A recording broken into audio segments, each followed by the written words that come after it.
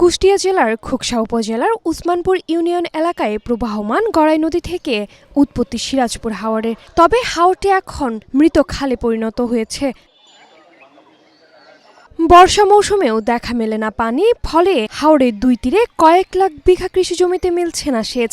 এদিকে মৎস্য চাষের প্রকল্পটিও বন্ধ হওয়ার উপক্রম।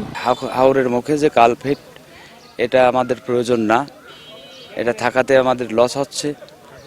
আমার এখানে খোলামেলার প্রয়োজন।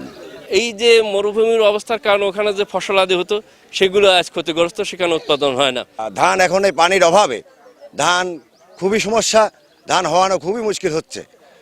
প্রত্যেকটি ফসলের জন্য কৃষকের খুবই সমস্যা। এই নদীটা যদি পুরা ক্লিয়ার থাকে, সচ্ছল থাকে পূর্বের মতো, তাহলে আমাদের এই অত্রটা অঞ্চল আমরা খুবই উপকৃত হব।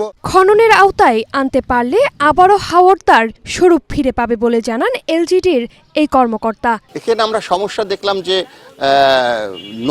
মূল নদীর পানি প্রবাহ শুকনো মৌসুমে অনেক নিচেই থাকে এবং সেই কারণের জন্যে সিরাজপুর হাওর নদীতে পানি যায় না। এখানে শুধুমাত্র গেটটা ভেঙে দিয়ে ব্রিজ করে দিলেই এখানে পানি যাবে না। এই সিরাজপুর হাওর নদী যেটা, এই নদীটাকেও খননের আওতায় নিতে হবে, যেটা এলজিডি 1997 সাল থেকে এটা করে আসছে এবং ছোটোখাটো মেরামতো করে আসছে। এলজিডি ইনশাল্লাহ আগামীতে এই পুরো কাজটাই জনগণের দাবি অনুসারে জনগণকে কাঁধে কাঁধ মিলায়ে এটা করে দিবে। দ্রুত খনন করে সিরাজপুর হাওরকে পুরনো রূপে ফিরিয়ে আনার দাবি স্থানীয়দের। অনুকৃতি আদিত্য, এশিয়ান টেলিভিশন।